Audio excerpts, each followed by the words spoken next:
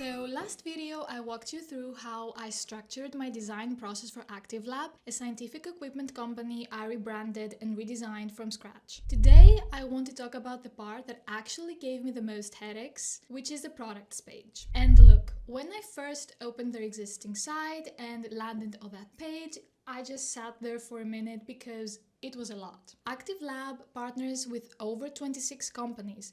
Each one has anywhere from 3 to 8 products, subcategories, downloadable brochures, images, spec sheets, and external links. No consistent structure, no clear hierarchy, just everything thrown at you at once. So here's exactly what I did next. I grouped the companies by how their content was structured, something like 10 companies fit layout A, 5 companies fit layout B, and so on.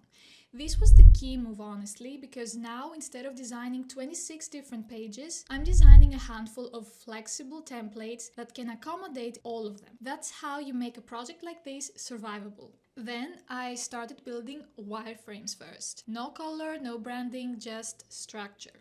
The main challenge here was making sure nothing important got lost in the process of simplifying all of this. When you're cleaning up a chaotic page, it's tempting to strip things down too much.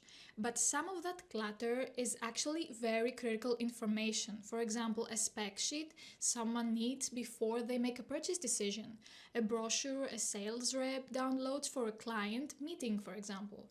So I had to keep asking myself, who's actually using this page and what do they need to walk away with? Two things I kept coming back to while designing: navigation and information load. For navigation, I wanted someone to land on the products page and immediately understand where they are and how to get to what they need. No dead ends and no guessing at all. For information density, as you know, less is more.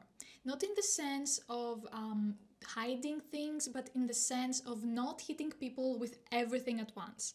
You can have a lot of information, a lot of content on a page and still have it feel calm if the hierarchy is right.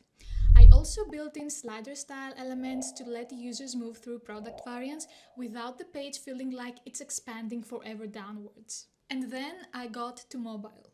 And this is where things got very interesting. On desktop, you have room to breathe. You can put a subcategory menu on the left, your content on the right, and it all fits. On a 390 pixels screen, that same layout becomes a disaster. The menu eats half the width and pushes all the actual content into a narrow column on the right.